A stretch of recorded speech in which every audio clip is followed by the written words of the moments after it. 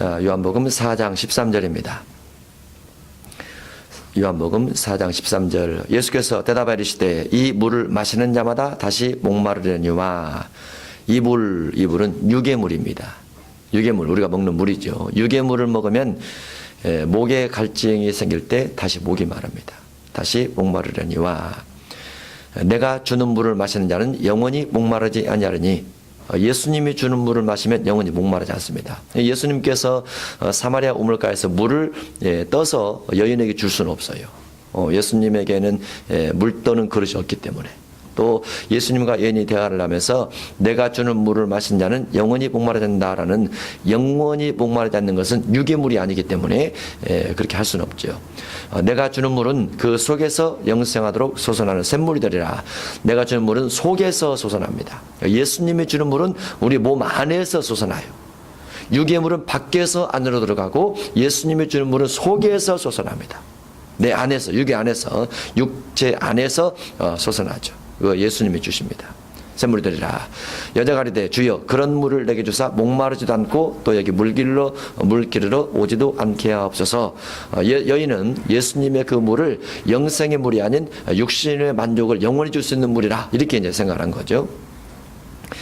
예수님이 주는 물은 예수님의 말씀이라 볼 수 있습니다. 요한복음 6장 63절에 이런 내용이 쭉 되어 있는데 살리는 것은 영이니 육은 무익하니라.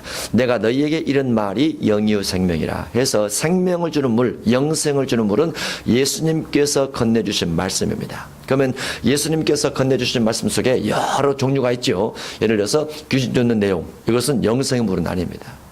질병 치료하는 것, 이것도 영생의 물은 아닙니다. 그런데 예수님께서 마태복음 5장 3절에서 심령이 가난한 자가 천국을 얻을 것이다 라는 부분은 영생의 물입니다. 말씀이지만 영생의 물이죠. 심령을 가난하게 간직하며 살게 되면 주님께서 천국을 주시죠. 그 다음에 마태복음 5장 10절 이하에 을을 위해서 박해를 받은 사람은 복이 있나니 하늘의 상이 큼이라. 이런 부분도 하늘의 상을 명확히 받는 부분이기 때문에 이것도 주님께 주신 물이라 이렇게 볼 수 있고요. 마태복음 5장 22절에 형제를 위해서 노하거나 나가라거나 미련한 놈이라 하지 않고 신앙을 지켜서 형제를 사랑하게 되면 그런 것도 영생에 주는 물이라 이렇게 볼 수 있습니다. 특히 이제 마태복음 13장에 있는 천국 7가지 비유를 지킨다고 하면 그 부분이 예수님께서 우리에게 주신 말씀이고 말씀이 내 안에서 성령과 더불어서 내 안에서 영생을 영원한 목마르지 않는 그와 같은 영생에 대한 명확한 물을 솟아나게 한다 이렇게 볼 수 있죠. 마태복음 25장이나 24장 22장 이런 데 많이 나와 있죠. 예수님께 주신 말씀, 구원에 관련된 말씀, 영생에 관련된 말씀이 곧 주님께 주신 물이고 그것이 영원히 목마르지 아니하리라 라고 되어 있습니다. 16절입니다. 예화가 하나 들어있습니다. 이르시되 가서 내 남편을 불러오라. 여자가 대답하리되 난 남편이 없나이다. 예수께서 이르시되 내가 남편이 없다는 말이 옳도다. 너에게 남편 5이 있었고 지금 있는 자도 내 남편이 아니니 내 말이 참되도다. 여자가 이르되 주여 내가 보니 선자로소이다 하면서 예화라고 제가 말씀을 드렸습니다. 남편을 불러오라라는 부분이 예화요. 무엇에 대한 예화냐면 영원히 목마르지 않는 말씀을 하다가 갑자기 남편을 불러오라라고 말을 하니까 여인이 어떠한 삶을 살고 어떻게 결혼했고 이것을 예수님께 다 말을 해줍니다. 말을 해주니까 여인이 예수님은 선지자입니다라고 말을 합니다. 그런데 이 선지자를 향해서 여인이 요구하는 것이 있어요. 요구.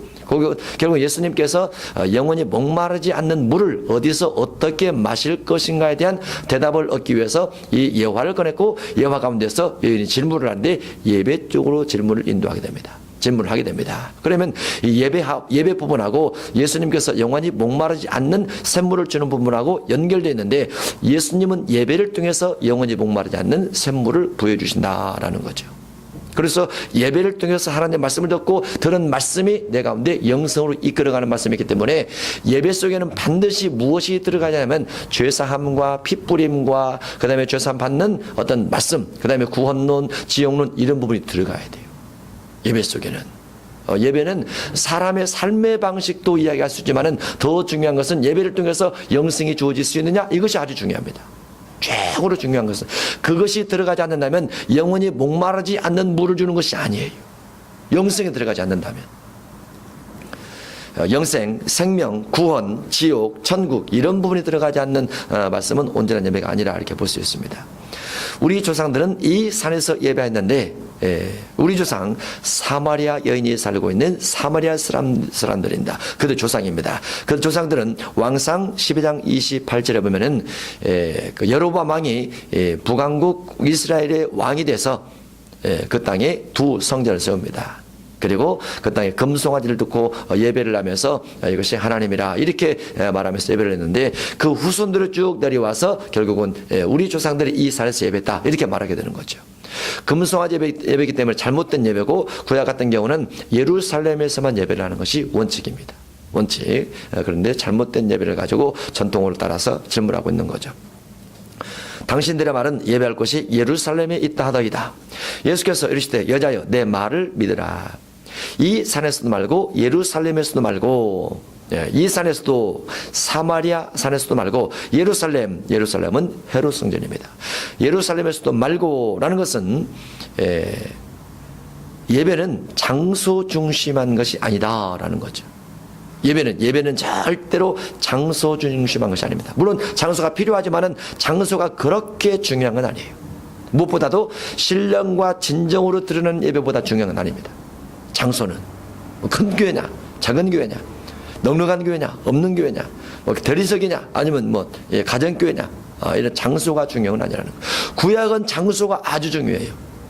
구약은 장소에 하나님께서 임재하시기 때문에 장소가 아주 중요하고 신약은 장소가 아니고 신령과 진정으로 예배할 수 있느냐라는 것이 최고로 중요합니다. 신령과 진정. 그 속에서 무엇이 나야 된다고요? 영생, 영원히 목마르지 않는 샘물이 나야 되기 때문에 그것이 아주 중요합니다. 이 산에서도 말고 예루살렘에서도 말고 너희가 아버지께 예배할 때가 이르리라. 너희는 알지 못하는 것을 예배하고 사마리아 사람은 알지 못하는 것을 예배하고 금송아지 중심했던 성전을 중심해서 예배하는 것은 잘못 알고 있는 거라고 말이죠. 우리는 아는 것을 예배하노니 여기서 우리는 예수님을 말하는데 뒤에 이는 구원이 유대인에게서 남이라 이 표현으로 보면은 유대인은 아는 것을 예배한다 그 말입니다.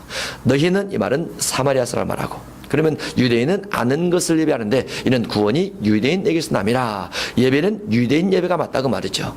다만 유대인 예배가 맞지만 이 산에서도 말고 예루살렘에서도 말고 이렇게 되어 있기 때문에 장소 중심한 것이 아닌 변경된 예배 형태를 말하고 있습니다. 그래서 구약시대 예배 형태가 신약에 와서 바뀌어집니다.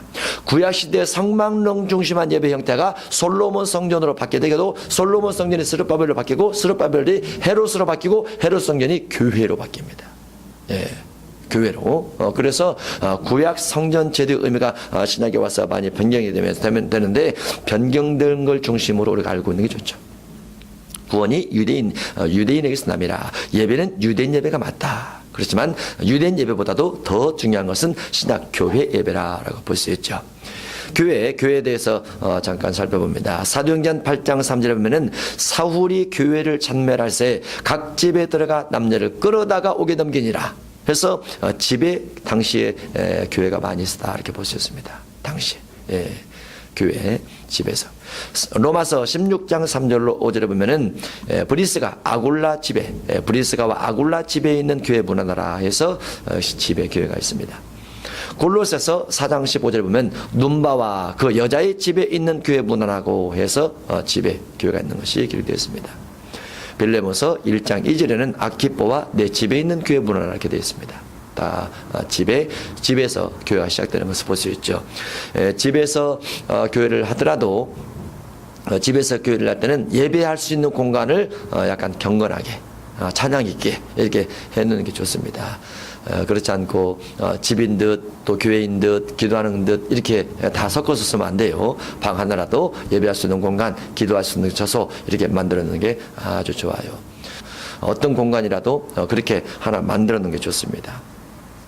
23절 아버지께 참되게 예배한 자들은 영과 진리로 예배할 때가 오나니 곧 이때라. 아버지께서는 자기에게 이렇게 예배하는 자들을 찾으시느니라. 아버지께 참되게 예배하는 자, 참된 예배입니다. 참된 예배. 영과 진리로 예배할 때가 오나니 곧 이때라. 왜 그렇습니까? 24절을 보니까 하나님은 영이시니 예배하는 자가 영과 진리로 예배할지니라. 하나님께서 영적인 존재시기 때문에 예배하는 사람도 영적인 예배를 드려야 된다고 말이죠. 예배하는 사람도 하나님께서 원하시는 진리 따른 예배를 드려야 된다라고 되어 있습니다. 보통 여기 쓰는 영을 성령이라 이렇게 말을 합니다. 일반적으로는 그건 아닙니다. 제가 볼 때는 그게 아니에요. 왜냐하면 앞부분에 24절에 하나님은 영이시니 하나님은 영이죠. 그런데 하나님이 곧 성령이다 이런 표현보다는 하나님은 영적 존재다 그 말이죠. 영적 존재라는 것은 하나님께서 아담을 만드실 때 하나님의 형상과 하나님의 모양대로 사람 만들고 그의 생기를 불어넣어서 생명되겠다. 성령되겠다. 그러면 아담이 육체가 생명이 들어가서 생명이 된 그 상태에서 여러 가지 생각과 정신과 마음과 뜻과 목적과 이와 같은 것들을 아담 마음속에 하나님께서 넣어주셨다고 말이죠. 하나님이 영적 존재라는 것은 사람이 하나님의 예배를 할 때 내 마음, 생각, 정신 이런 부분들이 하나님께서 기뻐하는 마음, 하나님께서 원하시는 생각 이와 같은 것 중심에서 예배를 하라고 말이죠. 하나님은 영이시니까 영이신 하나님께 예배할 때는 그런 마음을 가지고 예배를 드려야 된다고 말이죠. 그래서 마태복음 5장 21절 이하에 형제에게 원망 들을 만한 일이 예물을 드리다가 생각이 나면 먼저 화해하고 와서 예물을 드리라 라는 거죠. 그게 화해가 하나님의 성품입니다. 화해가. 그래서 예배할 때 하나님께서 원하시는 그 마음, 그 영적 마음을 가지고 예배를 하라고 말했죠. 그것이 진리에 따른 삶입니다. 어쨌든 예배하러 오는 사람은 당연히 성령이 있죠. 성령 없는 사람은 예배를 못 드립니다. 예배가 뭔지도 몰라요. 예배에 아무런 맛도 느낄 수가 없습니다. 예배하러 오는 사람 자체가 이미 성령 있는 사람이고 성령 있는 사람은 하나님을 향해서 영적인 하나님을 향해서 내 마음을 그렇게 품고 예배를 해야 된다고 말이죠. 예물을 드릴 때도 정의와 근과 믿음을 가지고 예물을 드려야지 예물만 드리면 안 된다고 볼 수도 있고 그렇죠. 주의를 지켜도 형제를 사랑하고 병자를 불쌍히 여기고 누군가를 찾아가서 그들 돕고 구제하는 이와 같은 마음을 가지고 예배를 해야지 나는 주일날 지켜야 돼 날짜 지켜야 돼 시간 지켜야 돼 이것이 다가 아니라고 말이죠. 그것은 육체적 형식이지 영적 의미가 아니죠. 영적 의미가 왜 형제에게 원망 들을 만한 일이 있으면 예물을 제단 앞에 두고 형제와 화해하고 그 후에 와서 예배를 드리라고 했을까? 화해되지 않는 상태에서는 시간을 지키는 것이 하나님께서 보실 때 온당치 못하기 때문에 그렇습니다. 그러면 다녀오니까 예배가 끝나버렸다. 그래도 주님은 그걸 원하신다는 거죠. 화해를 더 원하신다는 거죠. 화해를. 그런 부분에서 하나님은 영이시니 예배하는 자, 성령 있는 예배하는 자가 영과 진리로 예배할지니라. 마음도 생각도 정신도 사랑도 긍휼도 자비도 이런 마음 가지고 예배하라고 말이죠. 영과 진리로, 진리는 무엇입니까? 성경 따른 삶을 말합니다. 이 성경 따른 삶이란 로마서 12장 1절 이하로 가면 어떻게 되어 있습니까? 이 세대를 본받지 말고 라고 되어 있죠. 세대를 본받지 말고 하나님의 선하시고 기뻐하시고 온전하신 뜻이 무엇인지 분별해서 예배를 하라 이렇게 되어 있어요. 그래서 세대를 본받는 것을 멀리하고 세대를 본받는 것이 세 가지라고 그랬죠. 육신의 정욕, 안목의 정욕, 이생의 자랑을 멀리하고 그 다음에 하나님께서 원하셨던 선, 하나님께서 기뻐하신 일, 하나님께서 온전케 생각하시는 사랑 이 세 가지 중심에서 예배를 하면 하나님께서 받으심직한 예배라 볼 수 있습니다. 여자가 이르되 메시아 곧 그리스도라 하시는 이가 오실 줄을 내가 아노니 그가 오시면 모든 것을 우리에게 알려주시리다. 예수께서 이르시되 내게 말하는 내가 그라 하시니라. 이때 제자들이 돌아와서 예수께서 여자와 말씀하시는 것을 이상히 여기서나 무엇을 구하시나이까 어찌할 그와 말씀하시나이까 묻는 자가 없더라. 여자가 물동이를 버려두고 동네 들어가서 사람들이 이르되 내가 행한 모든 일을 내게 말하는 사람을 와서 보라. 이는 그리스도가 아니냐. 그들이 동네에서 나와 예수께로 오더라. 그 사이 제자들이 정하여 이르되 라비여 잡수소서 하면서 음식을 드립니다. 여인이 동네에 가서 전도를 하죠. 간증을 하면서 전도를 합니다. 그리고 제자들이 와서 음식을 드리게 되는데 이르시되 내게는 너희가 알지 못하는 먹을 양식이 있느니라. 이 양식도 육의 양식은 아닙니다. 여기 육의 양식이 아니고 영의 양식을 말했죠. 제자들이 서로 말하되 누가 잡수실 것을 갖다 드렸는가 하니 예수께서 이르시되 내 양식은 나를 보내신 이의 뜻을 행하며 그의 일을 온전히 이루는 이것이 내 양식이다. 나를 보내신 이의 뜻을 행하며 그의 일을 온전히 이루는 이것이라 해서 예수님께서 사마리아 여인에게 복음에 대해서 주소에 대해서 예배에 대해서 말씀해 주셨던 그와 같은 부분을 가지고 예수님께서 설명을 하고 있습니다. 예, 신령과 진정으로 예배하도록 사람을 가르치는 것이 곧 내가 해야 될, 내가 먹을 양식이라 이렇게 말하고 있죠. 35절입니다. 너희는 넉 달이 지나야 추수할 때가 이르겠다 하지 아니하느냐. 그러면 지금은 추수할 때가 아니라는 거죠. 넉 달 지나야 추수할 때니까 지금은 추수할 때가 아니지만 그러나 나는 너희에게 이르노니 너희 눈을 들어 밭을 보라 기어져 추수하게 되도다. 추수할 때가 안 됐지만 사람 추수는 할 때가 됐다고 말이죠. 사람 추수. 곡식 추수는 안 됐지만 사람 추수는 할 때가 됐다고 말이에요. 그러면 사람 추수는 아무 때나 준비가 된다 그 말이죠. 곡식 추수는 계절 따라 되어야 되지만 사람 추수는 아무 때나 할 수 있다고 말이죠. 그래서 너희 눈에 들어 밭을 보라 기어져 추수하게 되도다. 자, 이거를 잠깐, 자, 밭을 보라. 원래 농사는 어디서 추수하는 거죠? 논에서 하죠. 그런데 이제 이스라엘 땅은 좀 다르겠죠. 건조하기 때문에 희어져가 아니고 우리가 추수할 때는 노랗게 되죠. 예. 그런데 추수하게 되었도다 이렇게 설명을 합니다. 36절 거두는 자가 이미 삭도 받고 영생에 이르는 열매를 모으나니. 거두는 자, 알곡을 거두는 자죠. 추수하는 자죠. 곧 예수님이십니다. 예수님께서 이미 영생에 이르는 열매를 모으기 시작했다. 그런데 사실 이 부분은 세례 요한이 이미 열매를 요구하고 있어요. 세례 요한 때로부터 전국이 침노를 당하면서 전국 복음이 전파되면서 회개하라 말하면서 그때부터 영생에 이르는 열매를 요구합니다. 그러면 영생이라는 것은 예수님 믿으라 이 부분도 있지만 예수님 믿고 그 뒤에 따라가는 삶의 열매, 따라가는 생활의 열매, 따라가는 은혜의 열매들도 다 포함이 된다라고 볼 수 있죠. 예수님은 아버지로부터 영생에 이르는 열매에 대한 사학을 받았어요. 그리고 오셔서 그 영생에 이르는 열매를 모으기 시작합니다. 영생에 이르는 열매, 계시록 14장 14절 열매가 있죠. 계시록 14장 14절 열매. 곡식입니다. 곡식. 예수님께 재림하실 때 곡식을 거두러 오시죠. 여러분과 저는 뭐예요? 곡식이에요. 익은 곡식, 안 익은 곡식 아직은 안 익었어요. 주님 재림하실 때 익어요. 어떻게 익어요? 여기다 보면 하얗게 익어요. 하얗게. 우리가 육신의 곡식으로 하면 노랗게 익어야 되는데 우리는 하얗게 익어야 돼요. 하얗게 익어서 추수하게 되었도다. 예복을 잘 입고 가야 되겠죠. 그 다음에 마태복음 3장 12절에 세례요한 설교 속에 알곡이 들어있죠. 손에 길을 들고 자기의 타작마당을 정하게 하사 알곡은 모아 곳간에 들이고 죽정이는 꺼지지 않는 물에 데우시리라. 알곡은 모아 곳간에 들이고 곳간에 들이는 것이 그 영생에 이르는 열매입니다. 영생에 이르는 열매. 마태복음 13장 30절 되어 있습니다. 13장 30절 둘 다 추수 때까지 함께 자라게 두라. 추수 때 내가 추수꾼들에게 말하기를 가라지는 먼저 거두어 불살에게 다 늘어 먹고 곡식은 모아 내 곡간에 넣어라. 곡식입니다. 곡식. 여기서 말한 곡식은 무엇일까요? 이 곡식은 불법을 행하지 않고 해석이 어디 되어 있냐면은 마태복음 13장 40절 41절에 되어 있습니다. 사람을 넘어뜨리지 않고 세워가는 자, 이와 같은 자가 알곡이라 이렇게 볼 수 있습니다. 신앙의 열매죠. 신앙의 열매. 그러면서 영생의 열매가 팔복으로 들어가고요. 팔복. 그 다음에 고린도전서 13장 4절 이하에 들어가고. 기억되시죠? 갈라디아서 5장 22절 들어갑니다. 성령 열매. 기억되죠? 에베소서 5장 9절 빛의 열매입니다. 베드로서 1장 4절 신의 성품입니다. 계시록 21장 7절 이기는 자 이렇게 해당될 수 있습니다. 영생에 이른 열매를 모으나니 이는 뿌리는 자와 거두는 자가 함께 즐거워하게 하려 함이라. 뿌리는 자, 거두는 자. 주님께서 뿌리고 주님께서 거두시고 전도하고 누군가가 수확을 하고 그럴 수 있죠. 37절 그런즉 한 사람이 심고 다른 사람이 거둔다 하는 말이 옳도다. 누군가 복음을 전파해서 뿌렸는데 그 사람이 거두지 못했을지라도 또 다른 사람이 누가 그 사람의 전도를 해서 거두어 들이더라. 이렇게 볼 수 있죠. 어떤 사람은 전도만 열심히 하죠.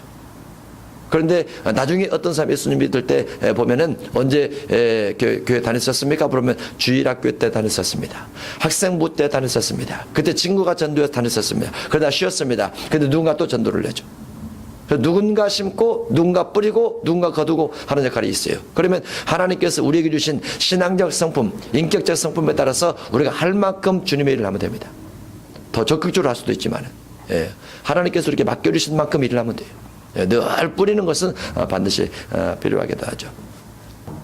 38절 내가 너희로 노력하지 아니한 것을 그대로 보내었느니 다른 사람들은 노력하였고 너희는 그들이 노력한 것에 참여하였느니라.